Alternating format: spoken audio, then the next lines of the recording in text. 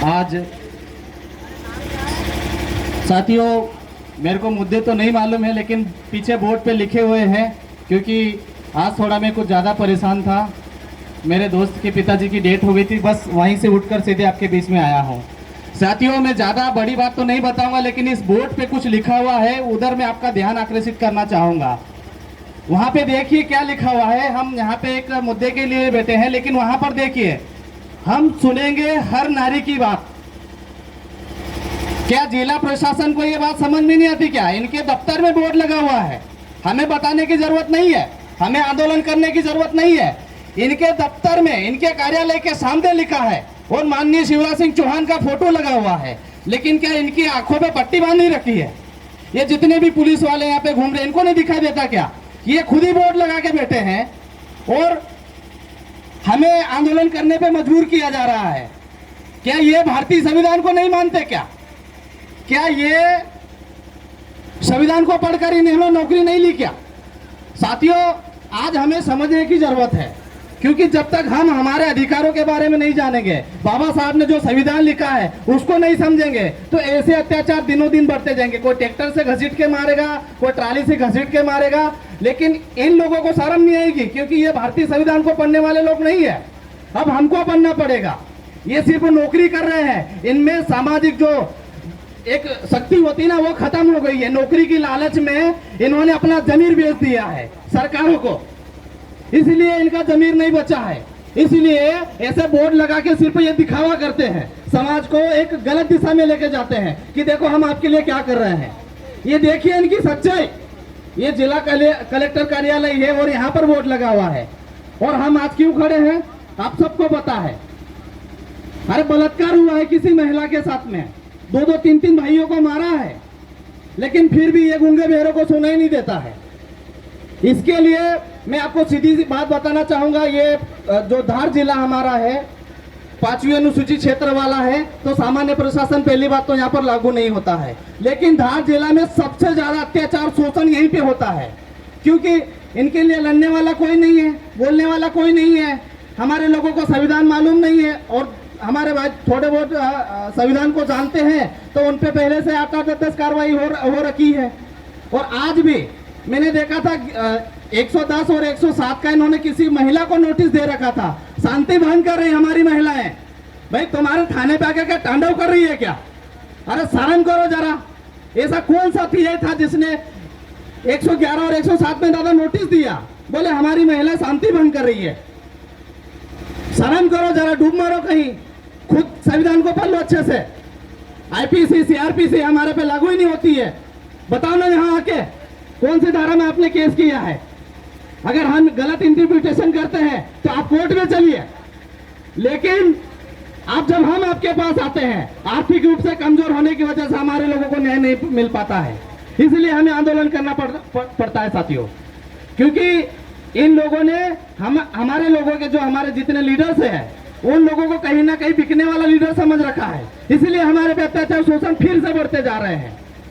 अभी ये गौरव दिवस मनाएंगे हमारे आदिवासी महापुरुष के नाम पे, लेकिन जिन आदिवासियों पे अत्याचार शोषण हो रहा है, 2020 की रिपोर्ट कहती है आदिवासियों पे अत्याचार होने में मध्य प्रदेश नंबर 1 पर है।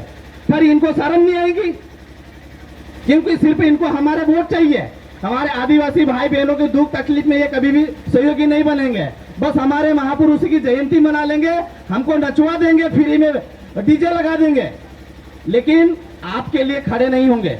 अगर ये यहाँ जितने भी पुलिस वाले हैं, अगर इनमें भी अगर थोड़ी सी भी शर्म होती, तो ये इस प्रोटेक्शन को वहाँ पे जिला महोदय को जाके अवगत कराते कि आदिवासी अपनी मांग के लिए आए हैं, यहाँ पे धरना प्रदर्शन करने के लिए नहीं आए हैं।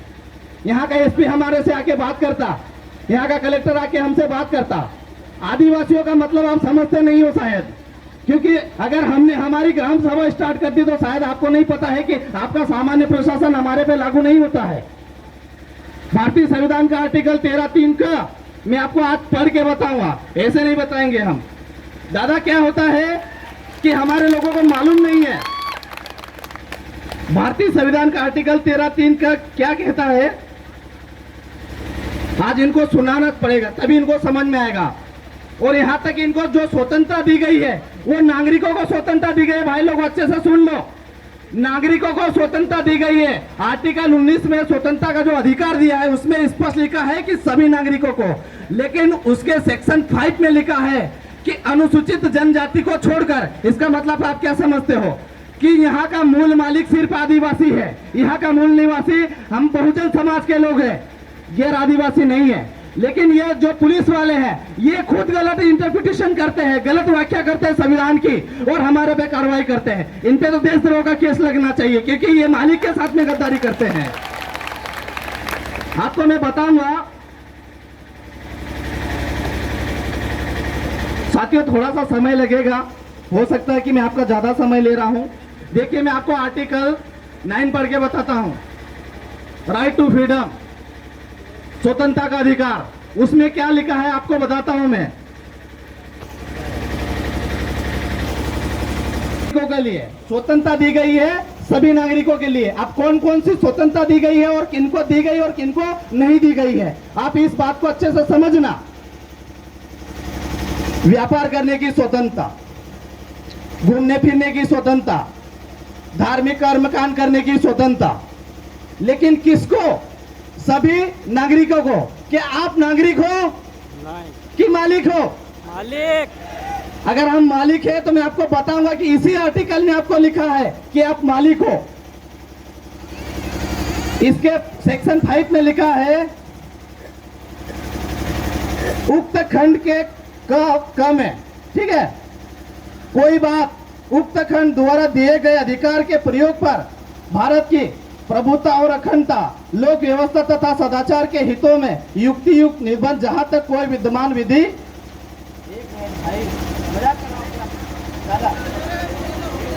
भाई लोगों, मेरे को चिट्ठी दी जा रही है, 2 मिनट का समय लूंगा भाई, ज्यादा समय नहीं लूंगा। शायद आप लोगों को नहीं समझ में आ रहा है कि मैं किसको समझा रहा हूं। मैं आप लोगों से बात ही नहीं कर रहा हूं, मैं तो सीधे पुलिस प्रशासन से बात कर रहा हूं। साथियों, आज हमारे समाज की यही समस्या, मैं भाषण करने नहीं आया हूं, और मैं आया हूं तो कुछ उद्देश्य लेकर आया हूं और इन लोगों को समझाने आया हूं, क्योंकि ये 5वीं अनुसूचित क्षेत्र में ड्यूटी कर रहे हैं और इनको मालूम है कि ड्यूटी कर किन के लिए रहे हैं। मैं वही चीज आपको बताना चाह रहा हूं, क्योंकि जब तक इनको हम बताएंगे नहीं तो बेचारे उनको भी थोड़ी मालूम है कि क्या है संविधान में क्या लिखा है। इन्होंने तो सिर्फ वो आर्टिकल पढ़े हैं कि हमको कहां तक की स्वतंत्रता दी गई है। तो साथियों, इसमें लिखा है कि जहां तक कोई साधारण विधि अगर विद्यमान है वहां से इनकी स्वतंत्रता स्वतः ही शून्य हो जाएगी। समझ रहे हो दादा? विद्यमान विधि का मतलब यह होता है कि हमारे जो रूढ़िगत प्रथाएं होती है वो होती है विद्यमान विधि, जो कि लिखित में नहीं है, मौखिक है। इसके उदाहरण ये है कि जब हमारी शादी होती है, जब हमारे यहाँ किसी की डेथ हो जाती है ना, जब हमारे घर का भूमि पूजन होता है, जब हम फसल काटते हैं, तो सारे नियम कानून से हमारी सारी चीजें होती है, उसको बोलते हैं रूढ़ि और प्रथा। और ये भारतीय संविधान के आर्टिकल 19 में स्पष्ट लिखा हुआ है। फिर मैं आपको उसका 5 पढ़ के बताता हूं कि कोई बात उक्त उपखंड द्वारा दिए गए अधिकारों और प्रयोग पर साधारण जनता के हितों या किसी अनुसूचित जनजाति के हितों के संरक्षण के लिए युक्त निर्बंध जहां तक कोई विद्यमान विधि अधोरोपित करती है। समझ में आया? आर्टिकल 19 में स्पष्ट लिखा है कि अनुसूचित क्षेत्र जहां पर है वहां पे सामान्य प्रशासन के लोगों को किसी भी प्रकार की स्वतंत्रता नहीं है। लेकिन ये हमारे नाक पे नाच रहे हैं साथियों, इनको शर्म आना चाहिए। हम नहीं बोल रहे हैं, ये भारतीय संविधान बोल रहा है, भारतीय संविधान का आर्टिकल 19 बोल रहा है। अब मैं 13(3) का कि जब हमारे भाई लोग बात करते हैं ना तो हमारे लोगों को हंसी आती है। मैं आपको 13(3) का की बात भी बताता हूं साथियों कि 13(3) का में क्या लिखा हुआ है।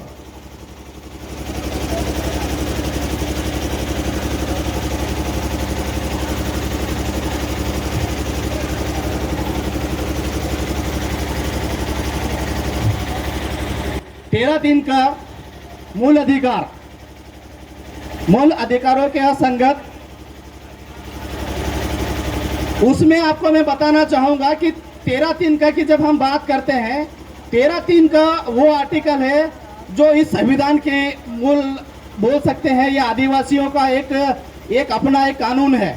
हो सकता है कि इस आर्टिकल को अब हम इनको समझाने लग जाए तो उसमें भी कभी ये संशोधन ला सकते हैं। ऐसा मेरा मानना है और ऐसा हो ही रहा है, क्योंकि देश में कई कानून को बदलते देर नहीं लगती है जब उसके लिए समाज खड़ा हो जाता है। साथियों, 13 दिन का इस संविधान के आरंभ से पहले सुनना क्या लिखा हुआ है। इस संविधान के आरंभ से पहले, इस संविधान के आरंभ से ठीक पहले भारत के राज्य क्षेत्र में प्रमुख सभी विधियां उस मात्रा तक शून्य होगी जिस तक इस भाग के उपबंध में असंगत है। यह बात आपको ऊपर से जाएगी, लेकिन आप समझो कि इनकी जो विधियां हैं उसमें क्या लिखा है कि उस मात्रा तक शून्य रहेगी जहां पर हमारी रूढ़ी प्रथा प्रारंभ होती है। उसके सेक्शन का में लिखा हुआ है कि विधि के अंतर्गत भारत के राज्य क्षेत्र में विधि का बल रखने वाली कोई आदेश, अध्यादेश, उपविधि, नियम, विनियम, अधिसूचना, रूढ़ी और प्रथा। साथियों, जब रूढ़ी प्रथा की हम बात करते हैं, यहाँ पे उन्होंने स्पष्ट लिखा है रूढ़ी और प्रथा, लेकिन उन्होंने उसको डिफाइन नहीं किया है, फैला कर नहीं लिखा है, सिर्फ 2 शब्दों में उसको लिख दिया है। लेकिन इतना लिखना भी हमारे लिए बहुत बड़ी बात है। हमें ये आंदोलन करने की भी जरूरत नहीं लगेगी जब इनको समझ में आ जाएगा। तो रूढ़ी और प्रथा 13(3) का में स्पष्ट लिखा है कि अगर जहां तक इनके शासन खत्म होते हैं वहां से हमारी रूढ़िगत ग्राम सभा लागू हो जाती है। तो आपको मैं बताना चाहूंगा कि जिस जमीन पे हम खड़े हैं, जिस जमीन पे ये इनका कार्यालय खड़ा है, ये इनका है या हमारा है, ये आपको डिसाइड करना। बताइए किनका है ये? क्योंकि ये जो क्षेत्र है ये 5वीं अनुसूचित क्षेत्र है। यहाँ के हमारे जो विधायक महोदय हैं, है ना, सांसद महोदय है, उनको नहीं पता है, क्योंकि वो भी इनके चंगुल में बैठे रहते हैं, इनकी झोली में जाकर बैठे रहते हैं और ऐसे बोर्ड लगा के समझा देते हैं कि देखो तुम्हारे लोगों के लिए तो हम ऐसे बोर्ड लगाते हैं। अब ये चीजें हमें खत्म करना पड़ेगी, जब जाके हमारे समाज को, हमारी माता बहनों को न्याय मिलेगा। क्योंकि इसीलिए आज तक भारतीय संविधान को स्कूल और बाबा साहब को स्कूलों में नहीं पढ़ाया जाता है, क्योंकि जब सही इंटरप्रिटेशन होने लग जाएगी, संविधान की सही व्याख्या होने लग जाएगी, तो जो मालिक है उसको मालिकाना हक मिलने लग जाएगा। फिर इन लोगों की जरूरत नहीं पड़ेगी हमें, क्योंकि हमारी अपनी व्यवस्था है। साथियों, हमारे बाबा साहब ने, बहुत सारे लोगों का मानना है कि बाबा साहब ने आदिवासियों के लिए संविधान में कुछ नहीं लिखा है। अरे इतना कुछ लिखा है। जो एक गेम आता है ना, जो कलर वाला, जिसको तोड़ मरोड़ के हम बनाएंगे तभी जाके कलर मिलेगा, ऐसे करके बाबा साहब ने लिखा है ताकि ये लोग ना समझ पाए। बाबा साहब ने कहा था कि मेरी चौथी पीढ़ी मेरे लिए संघर्ष करेगी, मेरी आवाज बनेगी, और वो आप चौथी पीढ़ी हो साथियों। तब आज आप खड़े हो, आपकी जो आवाज आ रही है, आप जितनी माता बहन आपके बीच में आई है, ये कहीं ना कहीं उसी अधिकार की वजह से आई है साथियों। आज इन लोगों को ये सारी चीजें क्यों नहीं समझ में आ रही है? क्योंकि हमारे जो भाई लोग हैं, जितने भी जो लीडर्स हैं, वो कहीं ना कहीं संविधान को पढ़ते ही नहीं है। अगर हम पढ़ेंगे तो हमको इनकी आवश्यकता नहीं है, हम सीधे मुख्यालय पे जाए कलेक्टर साहब से ही बात करेंगे। AITI इनसे बात करने की बात ही नहीं, क्योंकि इन्होंने संविधान पढ़ा ही नहीं, तो इनसे बात क्या करना। दादा गलत बोल रहा हूँ क्या? IPC CRPC, जब इनके पास अपन जाते हैं, इनको पूछो कि IPC और CRPC की धारा 5 में क्या लिखा हुआ है। दादा इनको पूछेंगे, इनको मालूम ही नहीं है। अगर मालूम होता तो ये FIR ही नहीं करते।